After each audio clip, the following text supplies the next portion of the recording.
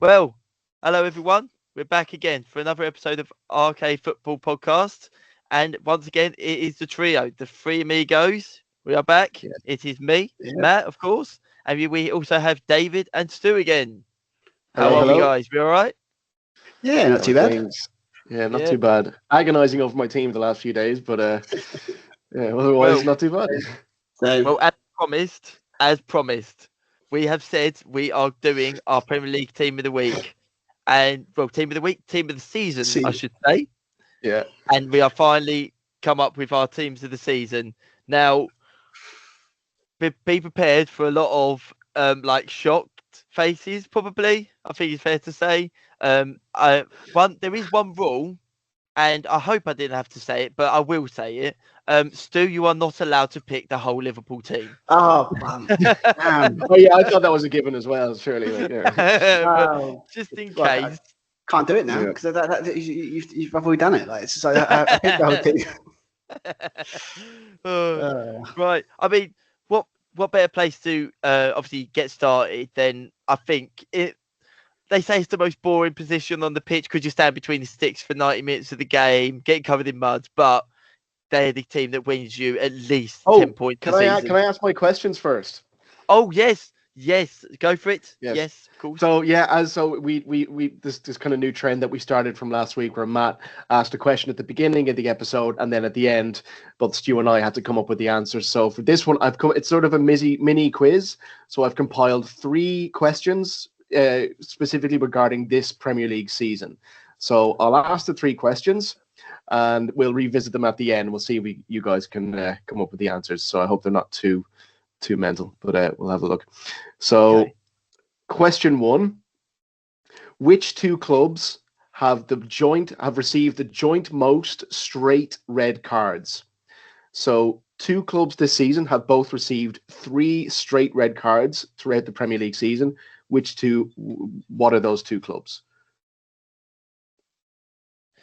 Are we providing the answers at the end, or Yes, we'll do the answers at the end. I think Yeah. we'll see how you get Okay. on. okay? Well, Unless you want to do them now. Unless you want to do them now. It'd be cool. It'd be cool. Yeah. Save for the end. Save Yeah, for I'll the say end? it at the end. Okay. Okay. Okay. Grant. So, Yeah. Question 2: who scored the first goal of this Premier League season? And if you feel like that's too difficult, I can give you the fixture if you'd prefer. I don't know if that gives it away because no, go on then. Yeah, go on. It was Man United v Fulham on the Friday night. That was the first fixture of the season. Oh, I know it straight away. Yeah, All right. yeah, straight away. That did probably actually shouldn't have give it given the away. fixture. Yeah. I honestly thought, I don't know why I thought this, but I always thought the Premier League champions always play the first game of the season. Yeah, I kind of had that in my head for a while as well. And so I was yeah. thinking it's Haaland. It's got to be Haaland. Yeah, It's yeah. Obviously, no. Yeah. That was Okay. weird. That was weird. That one because it started on Friday. Yeah, Yeah, they only yeah. brought that in the last couple of weeks, didn't they? Yeah. Friday night football. But anyway, so question 3. This is the last of the 3. The last one. So Mohamed Salah has provided the most assists this season with 18. Who is number 2 on that list as of now with 12? And I'll give you 3 options. So which one of these players has the second highest assists this season in the Premier League? So is it Bukayo Saka, Jacob Murphy, or Bruno Fernandes?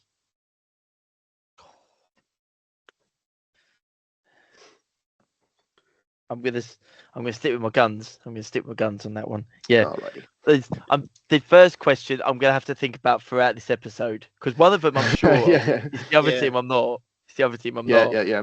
Yeah. Okay. Okay, so those are the 3. Right. So we'll come back to those at the end of the episode. So let's crack on, shall we?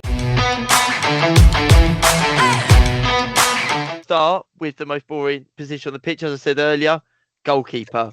They save you so many points of the season. It's been proven over the years that position is so key to winning the Premier League title.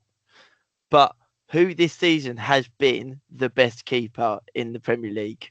Who do we think? So, do you want to go first, Stu? Yeah, I think this one for me seems quite obvious, to be honest. Go on. Was Sales for Nottingham Forest. Yeah. Agreed. That's what I went for. Yeah. Did we all go for sales? Yeah, I did. Yeah. Yeah, we did. Literally, I think it was like when I was doing this list, I was like sitting there going like when I was trying to figure out like my main Monthville, it was like, oh, goalkeeper, oh, that's easy.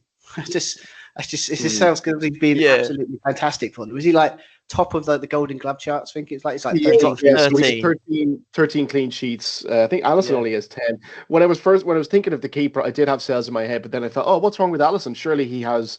But no, Sales is 3 clear of that. I think Raya is second with 12. But not Sales. I will be honest, Raya was my close. He did creep into my thoughts, but not just because of clean sheets, but because he also the saves he's made this season. Yeah, like the save against Liverpool yesterday in that game where he that was ridiculous. If Robertson doesn't put that back in that is seen as a he's been really good save. Yeah, and he's obviously got him a point yesterday in a pointless game. But it's I do agree. Matt Sells has been, I think. Yeah, I think just in contextually with the season that Notts Forest have had as well. And just a kind of one thing, just to give, Arteta's kind of catching it from every side at the moment. But I think one thing to give him praise for is that, remember the whole thing where he brought in Raya, and for a while he had Raya and Ramsdale, and the question was, who was he going to bring in? He's kind of justified his selection of bringing in Raya over Ramsdale, letting Ramsdale go is kind of justified now, because Raya is clearly the superior keeper. Southampton finished rock bottom. Exactly, quite right. Yeah, exactly. So, give Arteta some flowers there. Is there any other keepers that you feel like they may have not been keeper of the season? Maybe quality, obviously, with Matt Sells probably dominating it. But is there any other keepers you feel like, oh, you've actually been really good? Another one I'd actually put in there is Kepa. I think he's shown a really good season at Bournemouth. I think. I'm just trying to think off the top of my head. I can't really think. I mean, there's definitely been keepers that have had good individual performances, or maybe 1 or 2 in a row, or maybe three or 4. But I think the top 3 you would say, and they kind of go by the clean sheet. You'd have Matt Sells, Raya, and Alisson, just for pure being consistent throughout the season. So, has it shown this season that Ederson is not as good as the keeper that everyone thinks he is? No, I don't think you could say that, because I mean everyone at Man City's underperformed. I don't think it's fair to sort of undermine his ability based on one poor. Well, you say poor again. We'll probably come back to City at some stage as we go through our team, but I don't think it's fair to kind of label him as overrated or not as good a keeper as everyone thought. It's not been a great season for them. But he's still a top keeper. Yeah, they've always been overrated. But no, I think he's still a top keeper. But I think it always comes into context of the team that they're performing in, and if the team has a bad season, then he must have had a bad season as well. But he's still a top keeper. Do you also feel as well? And this is I think it shows how good Matt Sells has actually been this season. Is that there's not a standout performance from him? It's a collective. He has just been brilliant for the majority of this season, and that is just what consistent. I mean, I think it's fair to say defensively is where Nottingham Forest have been the best this season. 100%. Yeah, thanks to him. And the good keeper is pivotal to a good defense. Well, all quite obviously, but I'd agree with that absolutely. Let's move on to our defence. We'll go with centre backs first, I think. And sticking along the theme of Nottingham Forest, obviously their defender, is it Milinkovic? Am I saying that correctly? Milinkovic, I went with him as well. He's been fantastic. He really has. Rock at the back. Do we think that he could end up at a big club next season thanks to that? Thanks to this season? There's every chance. I don't know what his situation is now at Notts Forest, but if it's fairly, if it's coming toward the end of a current one, if Forest can't nail him down to another one, then there's no chance why he wouldn't get hoovered up by a bigger club. Yeah, totally. He's had a great season. It's like you said earlier, defensively they just had an all round an unbelievable season. But I went with him as well. Did you go first, Milinkovic? Yep, same. Yeah, just because he's been. For me, it's more like a situation of he just reminds you of like an proper old school defender. Proper you look at him going, yeah, I'm not getting past that guy. Yeah, exactly.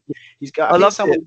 So I heard this. I heard this. Some said, does he have a Vidic vibe? I was just going to say it reminds you a bit of it. It's like not particularly skilled or anything like that. Just a brute, someone you want at the back, just someone solid at the back who's going to head every single ball that comes in. He's an old-fashioned defender, isn't he? Like, exactly. He'll smash it into Rose's head if needed. He'll clear the lines. And sometimes you need that sort of defender. Yeah. It's all good having these ball-playing centre backs, but you need someone who is actually just going to play the easy ball and just get the team out of the defensive shape. Yeah, totally. Yeah. I think it's either him or here's a question: who's everyone gone for their second centre back then? I went for Van Dijk. I would imagine Stu went for the same. Yeah. Oh my God! It's a hat trick. This is unbelievable.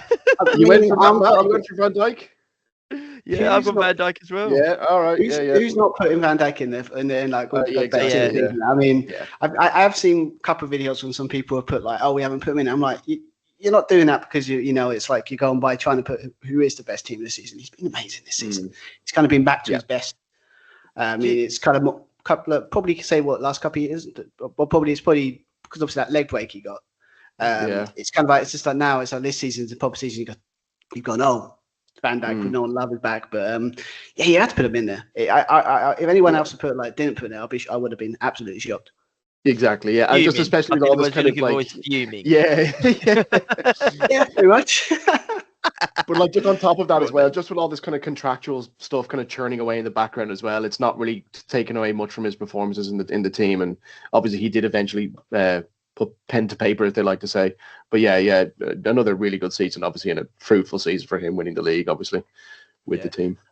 I think there was something that Jamie Carragher said yesterday after the game. I don't know if you guys heard it. He was talking about how Van Dijk is that good of a defender that he makes the defender next to him look world class by how good he actually is, and that if you took him out the team, someone like Kanate, Jean Matip, trying to think of other defenders, Joe Gomez wouldn't look as good as what they did when they had their successful seasons. Do you agree with that? Is that a fair assessment? I mean, cool, calm, and collective is probably what you call about Van Dijk. So I could probably understand that because obviously, when he's at the back, he's a cool customer. So if you're next to a guy like that defensively, you would obviously you sit there going, I want to be like that guy. It's like defensively want to be better. So their partnership, Kanate was this season. I mean, it started off. Obviously, he got an injury halfway through, but it's been amazing. It's like that first 10, 12 games, I think it was. That unit was.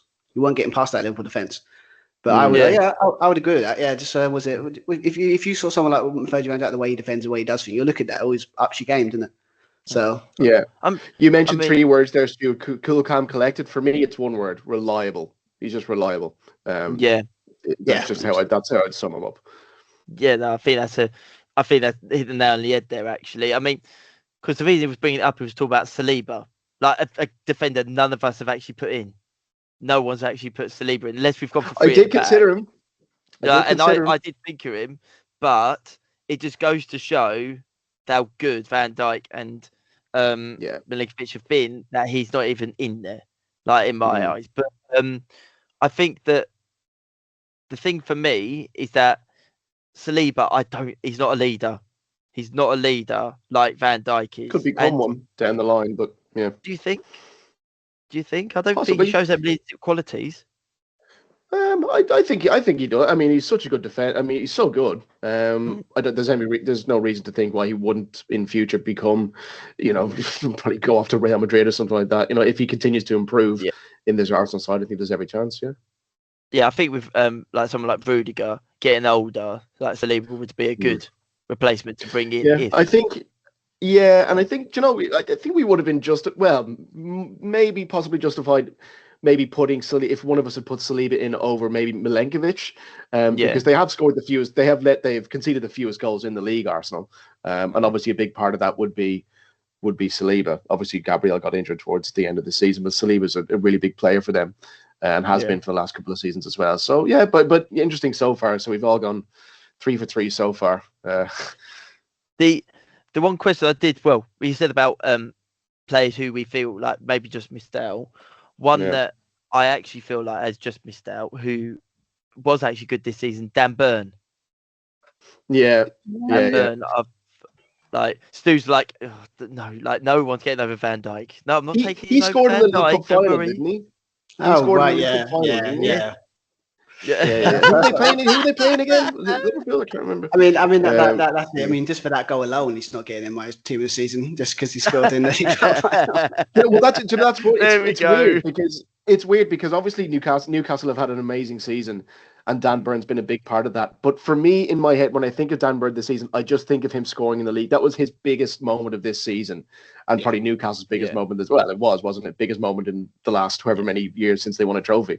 So I just think that's more of a league. The League Cup was more his moment as opposed to kind of league form, I guess. Even though he has been great, but I can't get the League Cup final out of my head for Dan Burn. That's why I didn't go for him in the end. Think of what you've done for his career, Stu.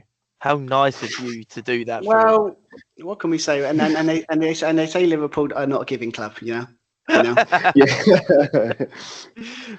But yeah, anyone else you feel like has maybe just missed out in those positions for you? I can't think of many others now that would have. No, that's pretty much my person. There might be one that we're all missing, but I can't think of any for sure. Just trying to think of I've not anyone that like straight away comes to mind, that's for sure. No. But I mean, well, Konate, maybe. He has been really good. I know we say like obviously about Van Dijk being so good that he makes him look good, but he has actually produced quite a good season. But yeah, I'm happy with the two I've got. That exactly. Sure. Yeah, I mean there may be other honourable mentions, but I think you can't. I think that Van Dijk and Milinkovic are the two most obvious candidates, aren't they? So who have we got as our fullbacks, or have we gone for 3 at the back? Anyone? I've gone straight for back 4. No. Yeah. Back 4. Me too. Back 4. Yeah. Cool. So, David, who is your fullbacks?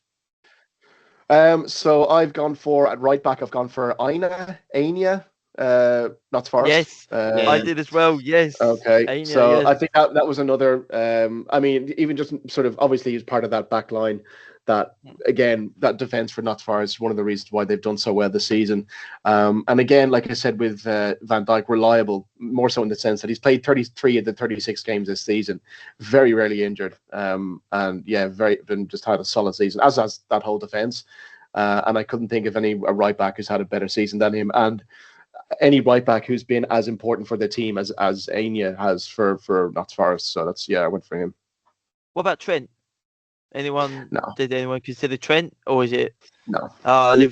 Stu's like, no, I've washed my hands of him. I have to admit, he was like, when I was doing my list early on, he was in there. But then the more I was thinking about it, like I was just thinking, can I am I putting him in the team? I bring myself to put him in this team. Am I putting him in the team? Am I putting him in the team just because it's because of Liverpool? Am I putting him because of actually is the best? So, I mean, yes, the timing's bad because obviously we all kind of hate him now. So, I mean, yeah.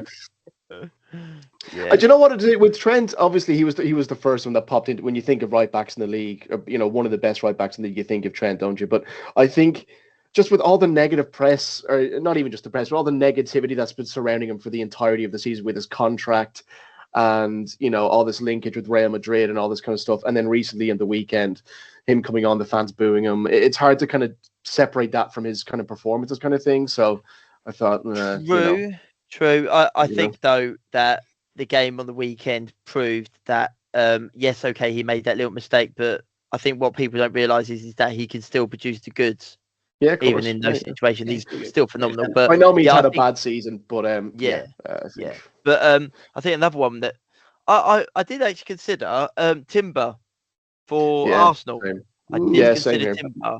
I thought he looks a player. He looks a play. He's really good. I actually really like Timber. But sorry, Steve, did you go for Enya as well?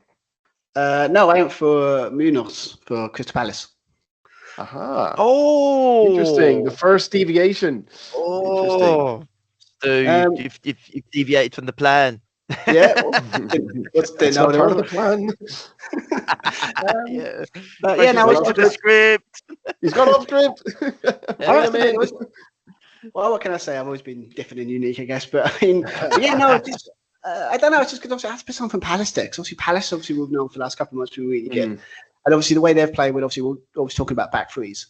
And obviously, he's played like a wing back situation. He's just like, I think I was looking him up and I was like, yeah, he's powerful, he's pacey, he's great. I think he scored a couple of really good goals. He's I think it's like, yes, you can argue, but I just think he's a complete package, and I'm surprised no one's going to go after him in the summer. But yeah, I don't know. I just think it was like, I think when it comes to the right back situation, it was like there were. I mean, what was it? It was like 3 or 4 names. It wasn't like a long list of names. True. Yeah. You know, you can say that's not the worst shout. I will say now, I don't have any Palace players in my team, and that's one of the things that I found difficult. There are a few you could have put in, but you've exactly. Well, obviously we'll go through, but not a a bad shout at all. You've annoyed those Palace fans now. Those Eagles are coming for you. And I know. But anyway, we'll carry on. But will I go for my left back? Yeah, go on. I went for Robinson at Fulham. Oh, yeah, I did as well. Yeah, Robinson, good shout. Yeah, good Fulham, shout. great season, and I think I'm right in saying this: 10 assists this season, which is more than any other defender in the league. So I think that's a perfect reason to have him in my team. So I'm happy with that. Obviously, there's a couple of games to go, but I think the next player down from him has about 7 assists or something. So I think he very likely will end the season as the highest assisting defender in the Premier League. So yeah, I went for Robinson. Oh, that's actually interesting. Because I did think of him. Oh, I didn't think of him. I thought that was the obvious one, because obviously when I think it's like when it's like on the list, that was because. Who did that go for? Well, now I'm intrigued. I went for Mark Cucurella. I think he's been brilliant for Chelsea. Yeah. Not like unbelievable quality defensively, but attacking wise, he has been causing defenders a lot of problems this season. He is chipping in with a couple of goals as well. I think he's been good, but now I'm like, I'm not sure. I'm not sure. Did you see how many assists or how many goals and assists did you see he had? Because that's the fullback these days, isn't it? It's all about assists. Cucurella? Yeah. Hang on a minute. To come prepared with the numbers. Hang on, that's Bear with me, stats man. Bear with me. Yeah, I got you, Matt. Hang on. Right, here we go. Right, come on. Yeah, so he has 4 goals and 2 assists. So not the worst return. But I'm surprised you went for him over. I am surprised you went for him over Robinson. To be honest, I hope that may be a little bit of Chelsea bias. It's not. It's you know what? Bias creeping in. But Robertson didn't even creep into my mind. Did he not? I'm sure we discussed him on a previous podcast, saying, "Oh, he's definitely going to be in the thing." You know, the team of the season. I'm sure that was. Anyway, not like it was the first name I thought of. I gotta be honest. Same. Yeah, the other one I thought of, but what was it? Was Livramento for Newcastle. Yeah. It was the other one I thought. No Robinson though, but I mean, yeah, not bad. I know. Oh, so that's my first slightly controversial pick. I love it. Yeah, one I'm actually sitting there now thinking maybe that is an awful choice. Well, you've made it. Stick by your decisions. Stick by your choices. That's all you can do. Yeah. So, when it comes to the midfield, guys. How we doing this? I've gone for 3 in the middle. So I'm playing a 4-2-3-1. Yeah, same. So I've got two sitters. Yeah. Okay. Fair enough. Yeah. Okay. So I think I will start in the midfield. Go ahead. Okay. Gavin Birch has got to be up in there for 100%. Probably best, if not the best, player in the midfield this season. Overall, like his output has been fantastic defensively.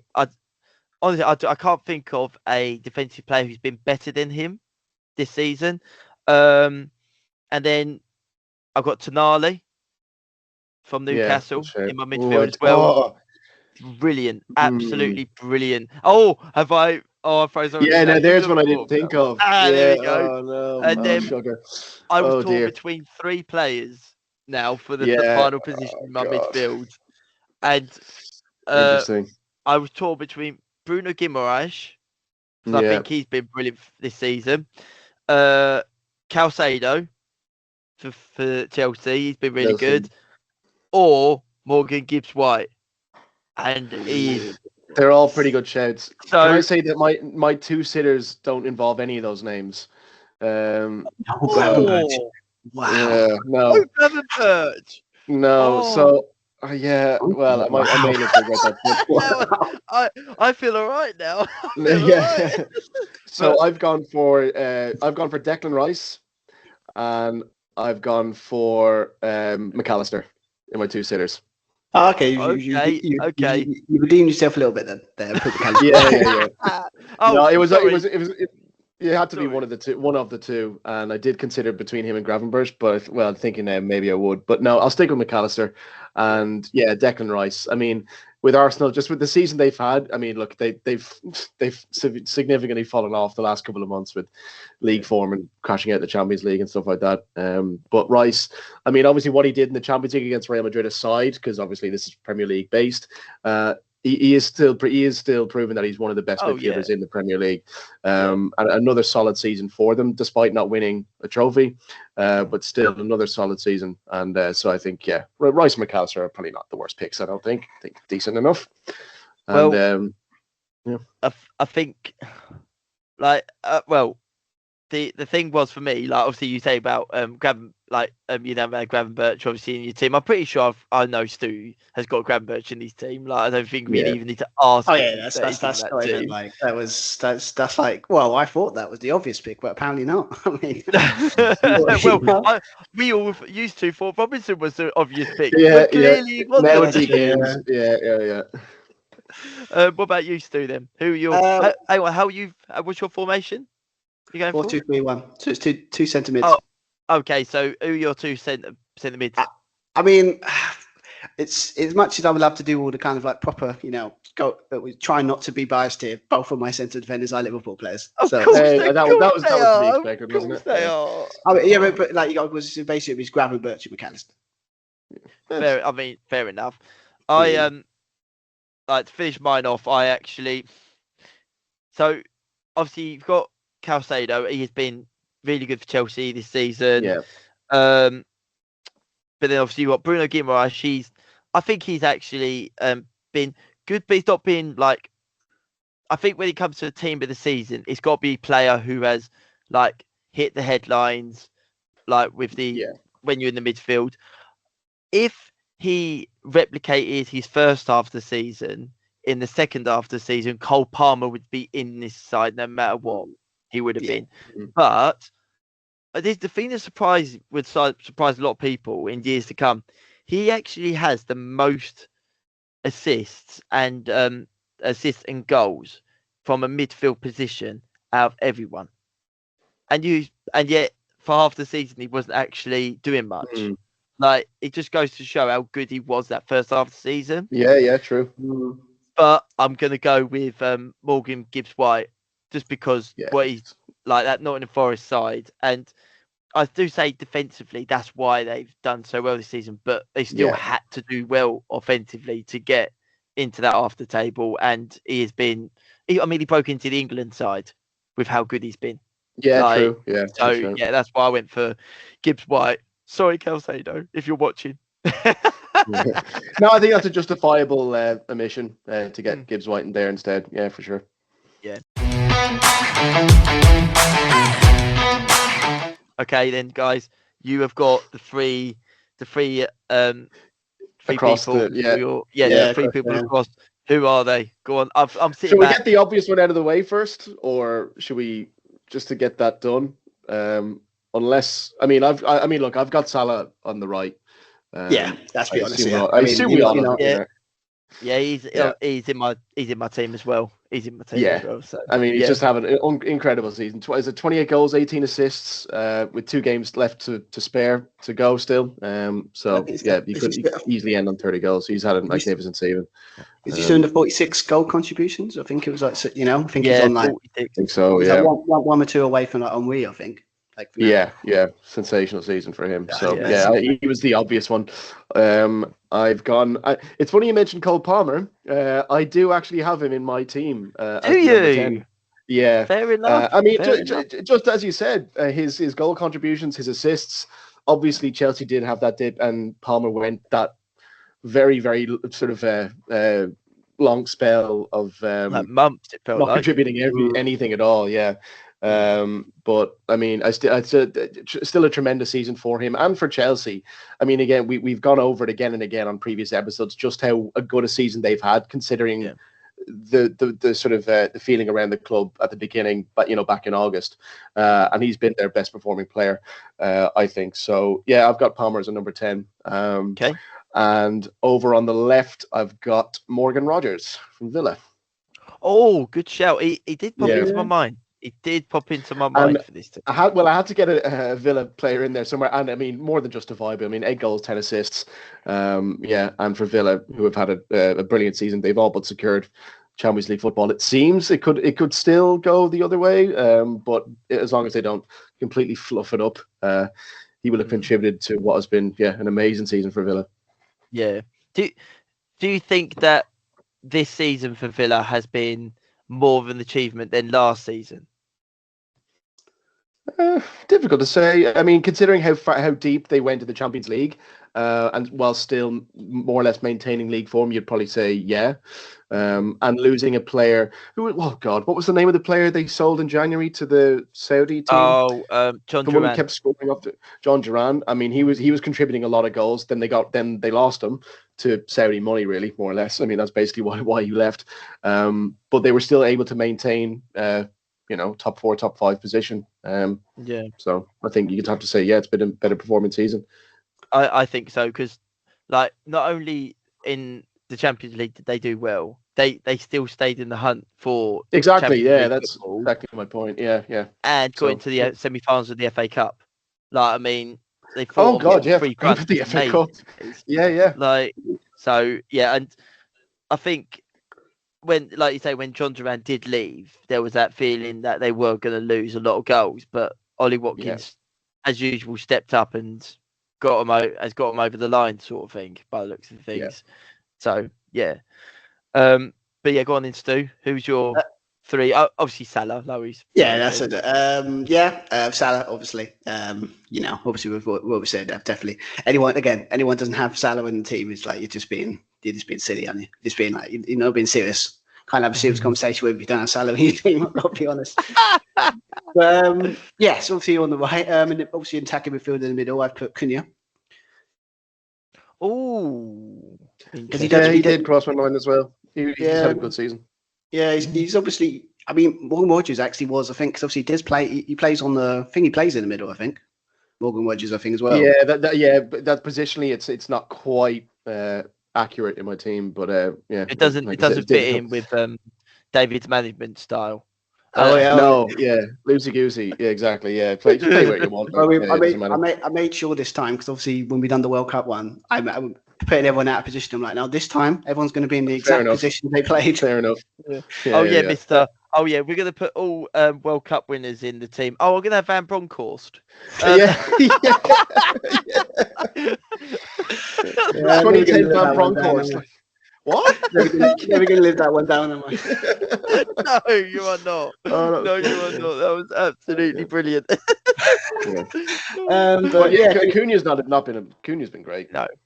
Yeah, I mean, was it 15 goals, 6 assists? I mean, obviously you can sit there when he was obviously problem with him is obviously he's got some temperament issues, like he gets sent off a lot, like he needs to calm down sometimes. But I mean he's amazing. I mean he's probably one of the main, or if not the reason that Wolves have stayed up this season. Like you could sit there and say, and I mean I had to put him. Ironically, I put him on the left, but then I looked up like no, he plays two attacking midfields behind, so it's like it makes sense. But so I had to put him in there. I mean I'm surprised though. Was put like was it Bruno Fernandes or anything like that? Because a lot of people have been putting that.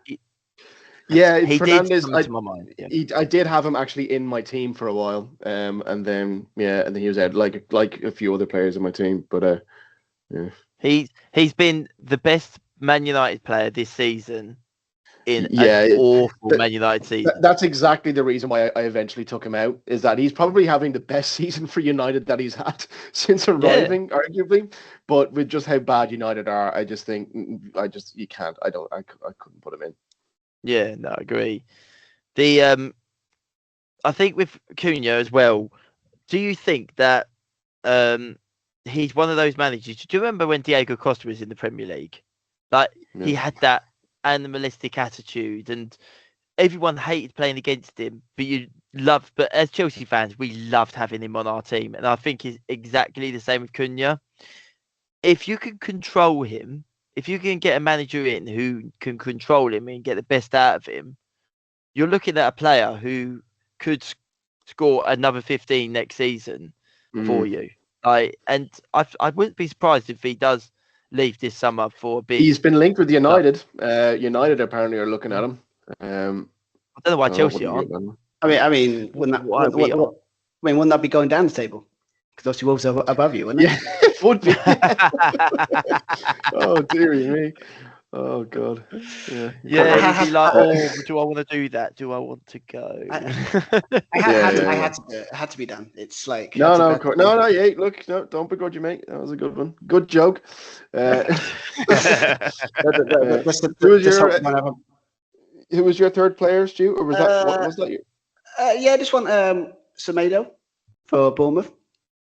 Oh, yeah, I didn't get any Bournemouth players in. Yeah, that's a good show. No, I did. Yes, I did look at him, but no. I mean, how many goals and assists, Stu? I think he's got like 9 goals, 5 assists.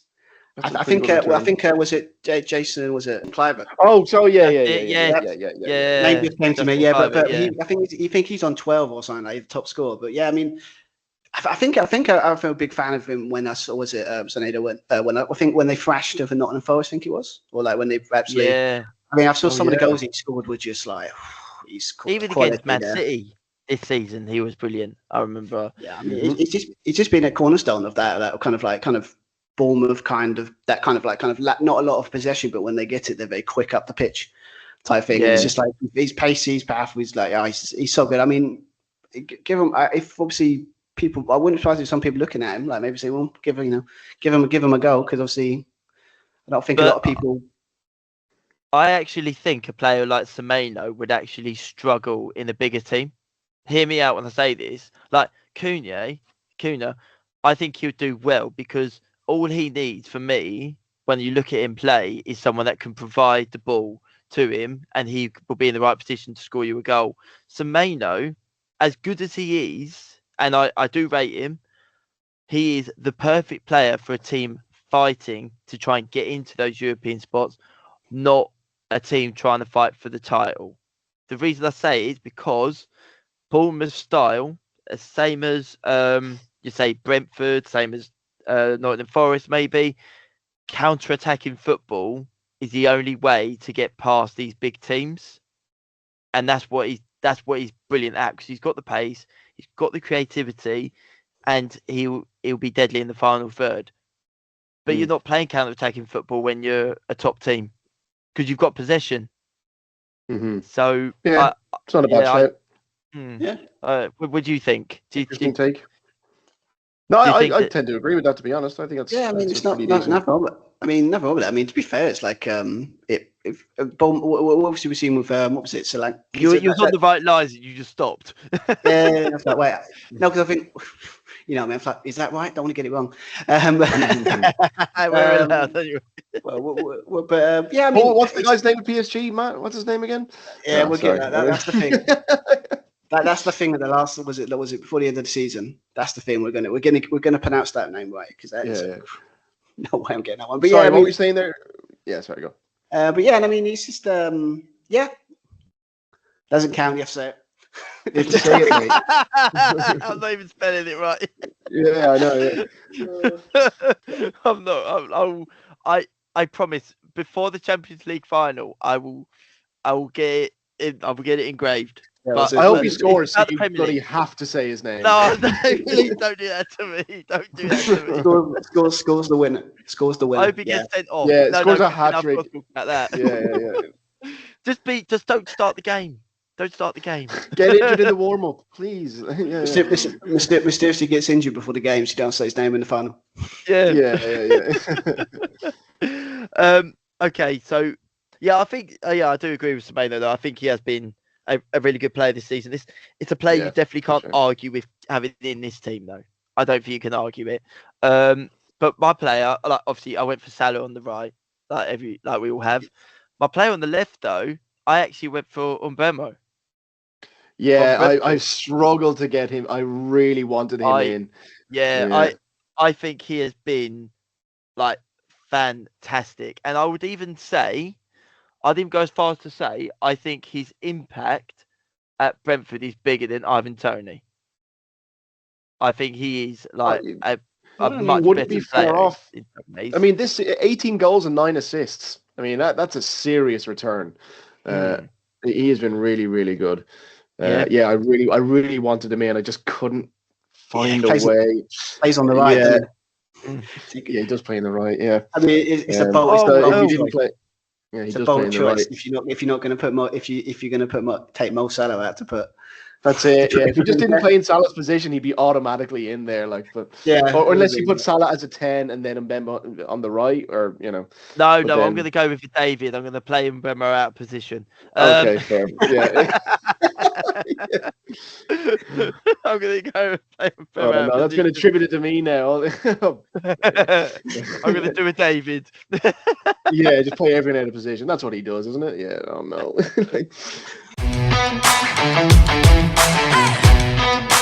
Great show. Do we need to say who our striker is?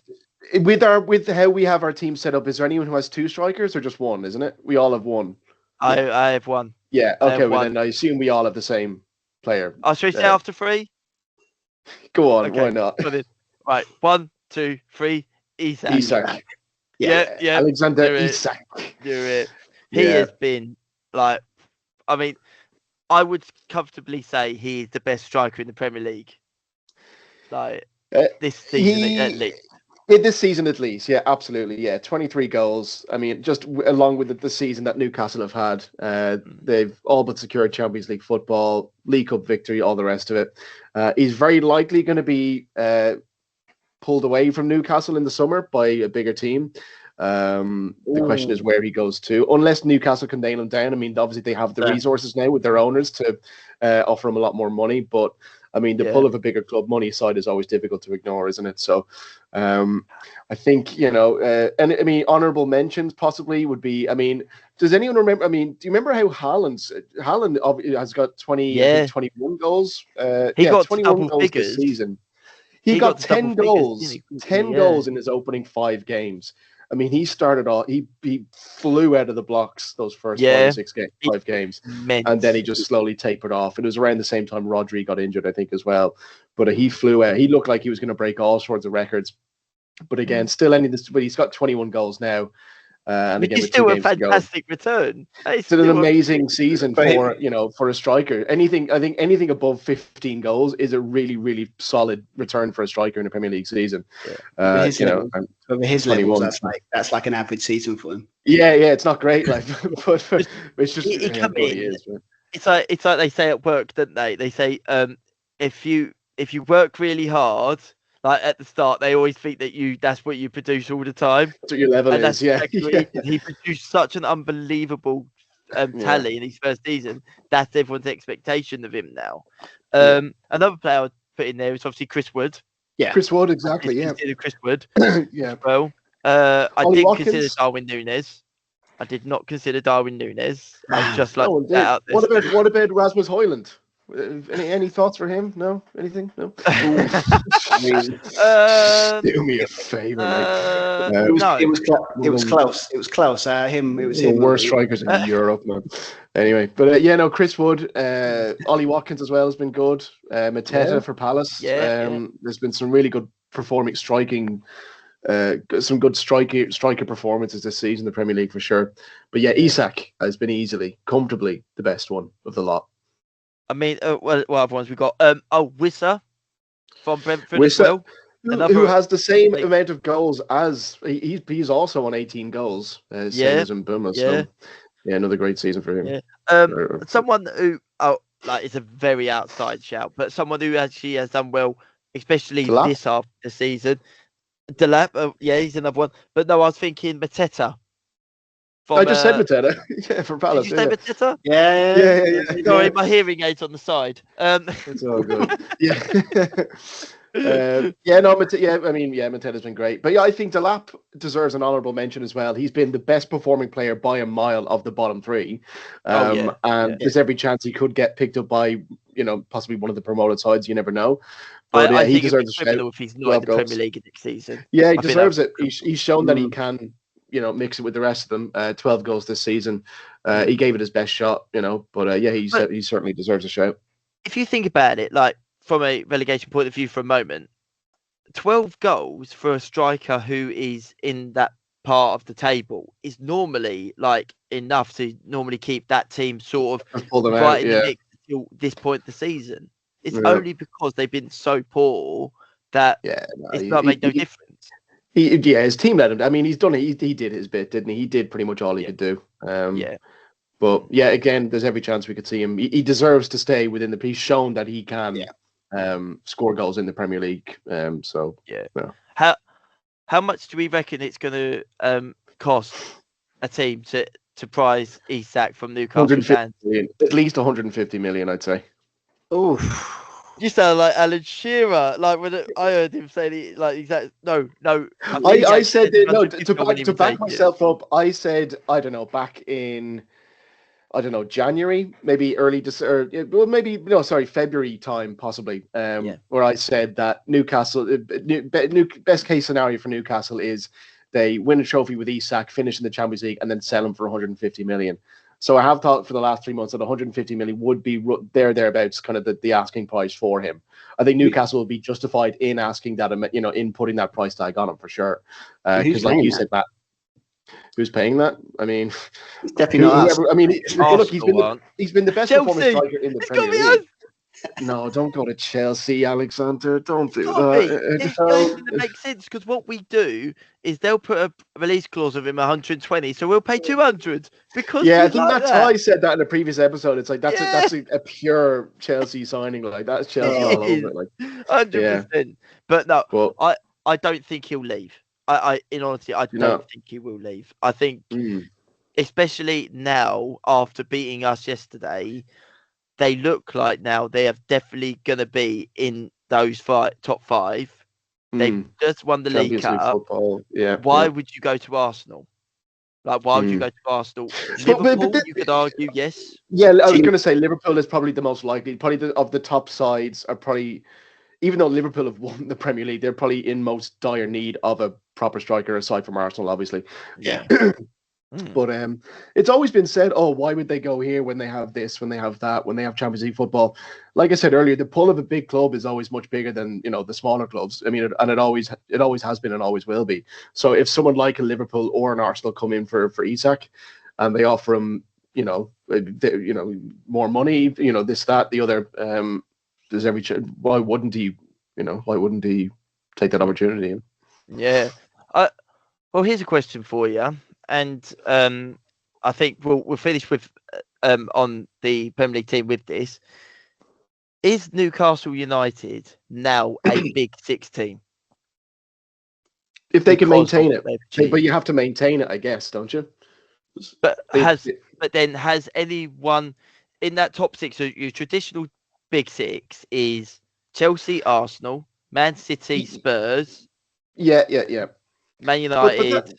But that Big Six thing, no, I get what you mean, but that Big Six thing was, I don't know when those particular clubs started to be referred to as the Big Six. It was when Man United fell out of the top four, is exactly when it happened. Yeah, but you think that it was purely, top five and the top six.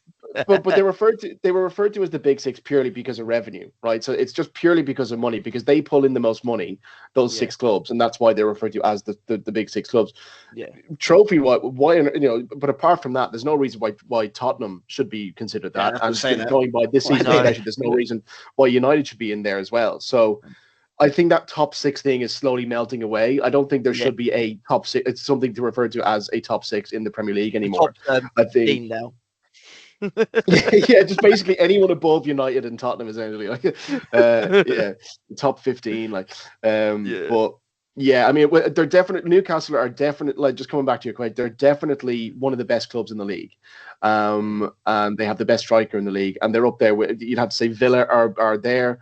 Obviously, Liverpool, Arsenal, City, Chelsea. Again, I think that whole top six, top five, thing is a phrase that is slowly going to be phased out. Because that was purely based on revenue. I think that for Newcastle to get Champions League football again in such a short space of time as well, that is going to increase their reputation around the globe as well. Of course. They've got one of the best strikers in the world at the minute. You would probably say, I wouldn't say like he's world class, because I wouldn't quite put him in that bracket yet. Just a rung below, isn't he? Yeah, but he's. They've got a very good team, but I think if something's going to let them down, it's probably their consistency in defence. That's probably the thing that's going to let them down most. If they can sort that bit out and look like a team that could challenge for not just the Premier League, the Champions League, but the title, then we're looking at a team who is actually a big team in this league all of a sudden. Yeah, exactly. I think when did the owners come in? Was it 2 years ago? Oh, it was the season Eddie Howe was appointed manager. I'm sure it was 2 or 3 years ago. 2 years ago, I can't quite. It was recent enough-ish, wasn't it? Though. 2020. Who was the manager before Eddie Howe? It was Steve Bruce, wasn't it? Oh yes, well done. That was good. Yeah. And that whole he's not a glamorous. We've got these owners now with just bottomless wealth, and Steve Bruce isn't the sexiest of managers to have in the dugout. We need someone in younger, and that's why Eddie Howe got the job. But 2 words that do not mix: sexy and Steve Bruce. Did they not? I thought they were just synonymous. Sexy Steve, no. But I've lost my train of thought on. Come in. 2021. Oh, okay, I thought it was soon. Yeah. I think when they first came in, the conversation then became, it was compared to when Sheikh Mansour came into Man City, because it took them a while to win the league when those owners first came in. So people were comparing. So Newcastle have similarly wealthy owners there. So how soon will it be before they win the league? And people were saying, "Oh no, it'd be way more down the line than it was for City." But considering how they performed, especially this season, got a trophy under their belt. You've got someone like Isak, if he does stay, you'd have to say they could turn into title contenders a little bit sooner than everyone else might have considered. I think they have to keep hold of Isak if they're going to. Yeah, for sure. If they're going to achieve anything next season, like to better what they've already done, they have to keep hold of him. They just have to. That is going to be the hardest thing to do this summer. But fingers crossed. I do hope fingers crossed for him. Unless Chelsea are going for him, then I want him. It's not happening. Sorry, mate. Chelsea, just let him go. Just let him come to us. It's fine. You can't be doing that. You can't be doing that thing where you just buy every player ever, and it's like, excuse me. He would be joining the best left back in the Premier League in Mark Cucurella. Okay. So, just put it out there. Who is that Robinson chap? Todd Robinson.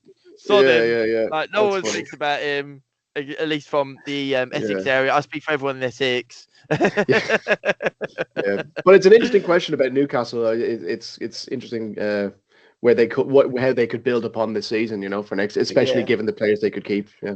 Exactly. Well, that's our team of the season, but obviously someone needs to manage these hooligans around the pitch. So, who is our manager of the season? Stu, we're going to skip you because I'm pretty sure we know. That's not fair. Not fair. No, go on, Stu. Go on. Let's have our 10-minute documentary on the slot. Yeah. 10 minutes soliloquy. Let's have you. Yeah. let's be honest, he's probably going to win it. Like, just be honest, if you look at it from a situation of, if you win the league the way he's done it, situation that so all the stuff that everyone's talking about at the start of the season, where it's like people put in, he'd be like the first one to be sacked. It'd be like they get rid of him. It was just like, was it? I mean, Gary Neville had a little bit of egg on his face because he was thinking we'll finish 5th. All kinds of stuff. It's just, but like, I mean, what he's done is take over from Klopp and just like improve it, like little tweaks, improve it, and then just the way we've won the league without really having a challenger. I mean, it's like I don't think anyone's really done it, not for a while anyway. But yeah, I mean, I think when you won the league the way was the slots, and I think he's going to probably win the manager of the year. But yeah. That's it. Yeah. I think with Arne Slot as well, like the thing I've been most impressed by is that he's come in and it's this new brand of football that none of these Liverpool players are used to at all because of how Jurgen Klopp played. He introduced this style that not only did it work immediately, but consistently throughout the season, they have shown that they have just adapted to his style. Players that last season were not that good have been amazing. Like obviously, like Gravenberch, like we say, Salah, you'd even say has probably benefited a lot from this new brand of football. Szoboszlai is another one too. Yeah. It's not as blistering pace wise, and so Salah, players like Salah obviously have kind of benefited from that. But with Arne Slot, he's my pick for manager of the year, Arne Slot. I mean, I agree with everything Stuart said as well there. I mean, just as well as that, I mean, just he seems like such a likable bloke. He just comes across very well in his press conferences. He seems to put his message across very succinctly and very clearly. And as well as that, just the things he's had to contend with throughout the season.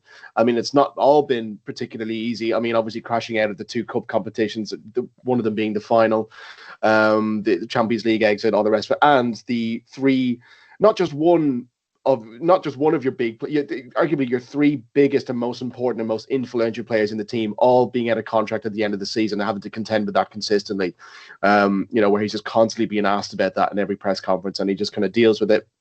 All of that gets dealt with behind the scenes, and obviously 2 of the 3 players stay, and they end up winning the league. And it's been great performance for him and the team. So he's definitely my manager, and I'm interested to see who Matt has. Do you think that a part of the whole shenanigans with the contracts was part of it was this new manager coming in? Does he want us here as well? Like they wanted to who knows? Who knows? Test the waters and just see like if he was and.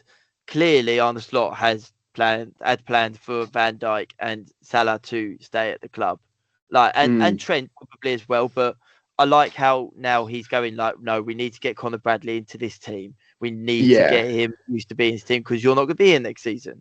Like these games, lots of external factors as well. I mean, the external factors came into it. Obviously, I mean, Stu would be obviously backing up as well. That obviously with Trent getting the interest from Real Madrid, that's one thing you have to contend with, and him wanting to leave. And then I think Salah, there was some murmurings that one of the Saudi clubs wanted to come in from and just offer him ridiculous money.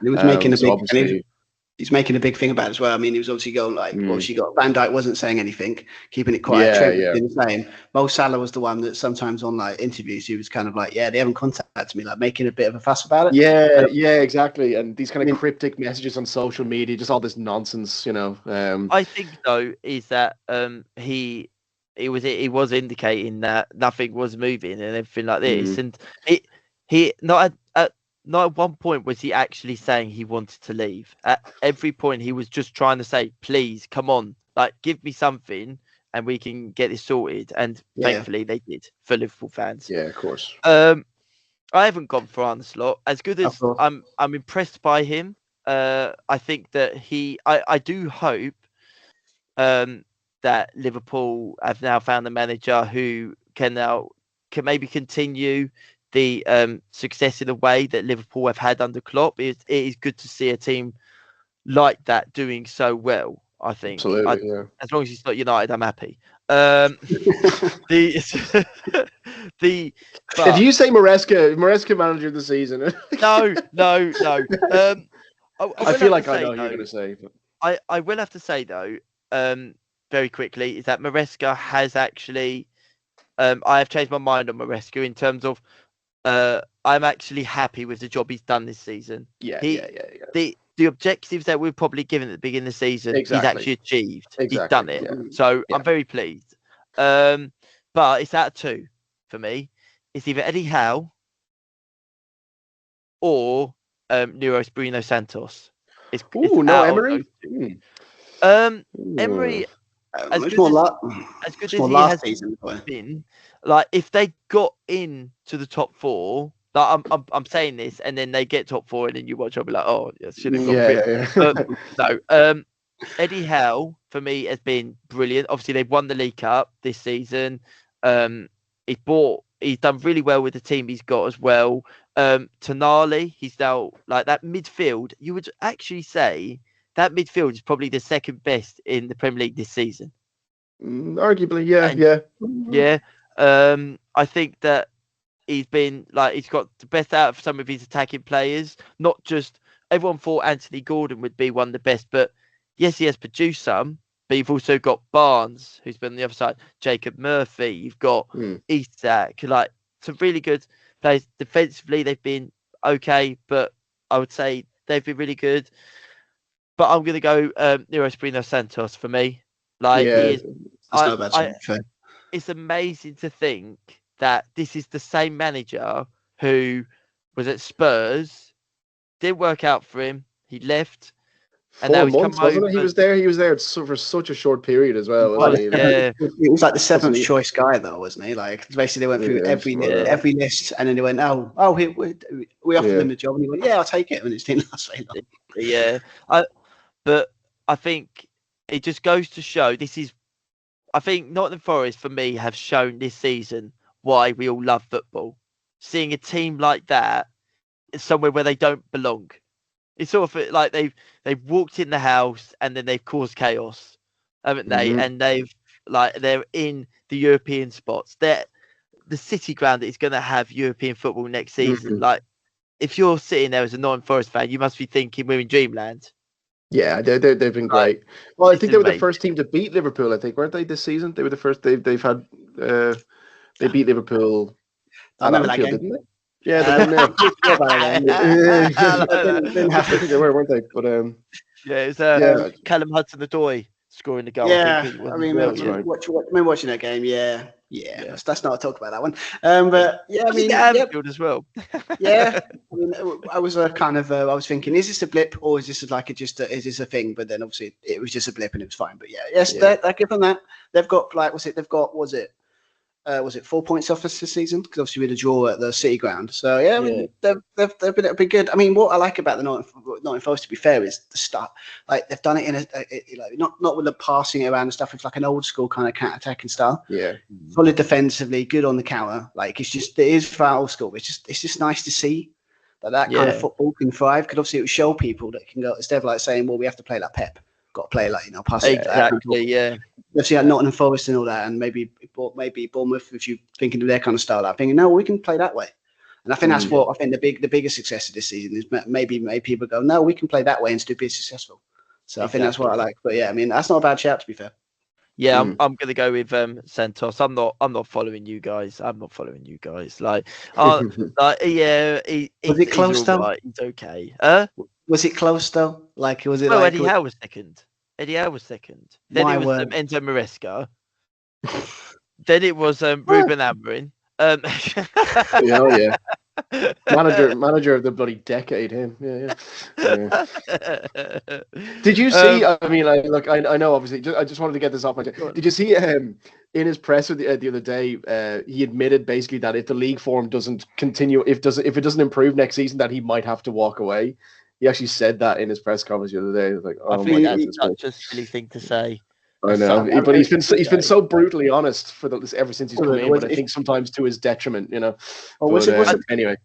what was the comment about the Europa League? It's like, was it if you win it, they'd be like the worst team to ever win the Europa League or something? Something like that, yeah. And he said that's like the least of our problems as well. The other day, and it's like, oh, okay, God, yeah, that Europa League final will be. Maybe it's just me, but like. Yeah, like imagine if you're a player here in that Like basically you're in this team, and it's like the manager's going like, yeah, it doesn't. Exactly. We're the worst team ever. It's like, he's definitely said a few. He said a few things throughout the season that you must think the players go like, what? But yeah, can I just mention a couple of players that none of us mentioned? Just some honourable mentions.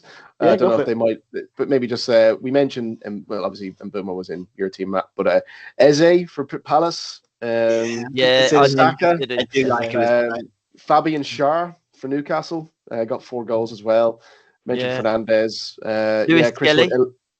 Elanga. There's been some really good players this season that obviously weren't able to make the final cut. But would you put Luis Diaz?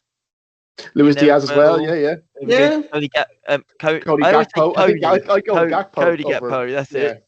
Not Tony. I've been like Tony. I'd go Gakpo over Diaz, but they've both been really good. Yeah. What was it? What was I going to say this then? You were saying there about obviously Man United getting into obviously the Europa League anymore now, to be honest. Does anyone remember from the last episode us speaking about Man United and Spurs being in the final? And I said, has there ever been a team? Oh yeah. I can confirm there has. Ooh. Has there actually? Okay. In the English top flight. The reason I say English top flight is because it never happened in the Premier League era. It didn't happen in the Premier League era.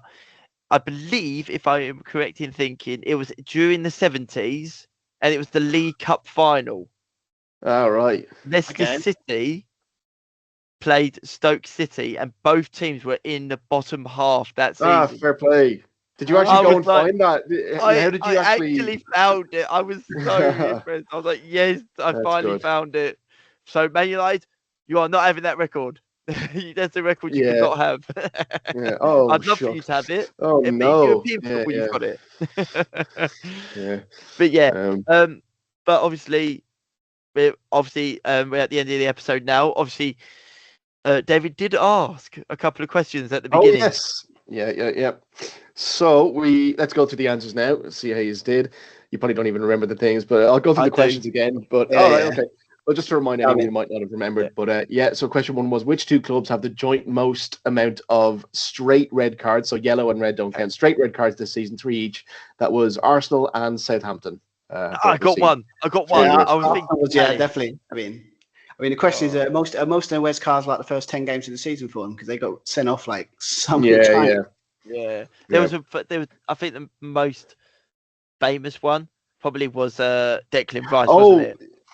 Well, I was going to say it was it Lewis Skelly when the other team are breaking in Arsenal's half and he kind of trips up and he just sends them off. Wasn't it? What? It was Wolverhampton, I remember. It was, and they actually won the game as well. But that was a massively controversial one. So not to be Southampton, no. No, I was thinking Palace. I was thinking Palace or Fulham. Right. The only time I thought of for Fulham. Brighton. You know that was it Palace Brighton game where was it 4 or 5 players got sent off or something? I remember that. Yes. I don't know if that was a straight red. I don't think that was straight red, but it was just like that. I saw that. It was a crazy game. It was a crazy game. Yeah, that's right. So we'll do the second one. So second question was, who scored the first goal in this Premier League season? That was a 1-0 win for United at Fulham, or at home to Fulham. That was Xerxes. First goal. Yeah. Joshua Xerxes. Got it. A very auspicious start, but didn't turn into a fruitful season for him at all. So the last season, let's just press on. So the last question was, Salah has the most assists with 18. Who's number 2 on that list? So it was between 3 players: Bukayo Saka, Jacob Murphy, Bruno Fernandes. The answer was Jacob Murphy, Newcastle's. Yes, I got that. Murphy. I saw the stat earlier today. I thought someone was on 13. No. No. So Fernandes and Saka has 10. Fernandes has 9. But Jacob Murphy sits on 12 as we speak. Fair enough. So, All right. Well, okay. I think we can agree that in this podcast that Gravenberch is clearly not the best defensive player in the league, according to David. And Cucurella is not the best left back in the Premier League either. I actually beg to differ. I'm not having that. Beg all you like, mate. It's not true. I cannot believe I forgot about him. Like, oh my God. At least I had McAllister in. At least I was able to like salvage it somewhat, you know. Oh, No. my God. Oh dear. It was like that because when I heard like, oh no, Gramovich, I'm like, oh no, what's going on? And then put McAllister. I'm like, okay. Because I needed an Arsenal player in there. back I didn't want to put Sack. Like all my forward players were all taken up. I was like, well, I'll throw Rice in and just kick Gramovich. But yeah, Anyway. no. But thank you for listening, everyone. I hope I hope like you agree with everything that I say. Don't listen to these two; like they clearly don't know what they're talking about. No one agrees with what you say, mate. we all had the exact same players for the first three. I don't think that's ever happened. Well, me and I don't Stuart think had the two. Yeah, three of the four defensive players. Me and Stu had the same. It was our right back that we differed on. But I think and we all had the same striker, same right winger. Yeah, it was all mostly the same, wasn't it? Four of the players, we all had the same. Yeah, 4 of them. So yeah, I'll take that. But yeah, all right. Right, well, that's it, everyone. Obviously, next week's episode, we're going to focus on Manchester United. I feel like it'll be a great episode. David will lead it. Can't wait. Yeah. I think that'll be the day, a couple of days before the final one. I think it's Wednesday week. I think it is. Yes. We do like a preview of that. 21st, I believe, your final, isn't it? Yeah, I think so. Yeah. Yeah. So 10 days. Yeah. I mean, how long have we got till the end of the season now? How long have we got till the end of the 2 weeks. season, like the Premier League? Oh, and then the Champions League final, and then within a month. I think we're within a month of all the football being finished up. Oh, what are we going to talk about? We could just keep doing teams of the season. We could just keep pick a random season from the Premier League and just do your team of the season for that. Like, we'll skip over any Liverpool ones. Yeah, exactly. Yeah, we'll just skip over them. Guys, I can't come in the episode then. Yeah. Well, I'll certainly put another quiz together soon. Maybe for once after the season ends. I'll be able to do that. Hopefully, one of the other boys will jump on. Yeah, if not, I'll just pit you guys against each other. But the more the merrier, obviously. Yeah. Right. Well, take care, everyone. Nice to see you all. All right, then. Bye, guys. And we'll see you soon. Take care. Right. Bye-bye. Bye-bye.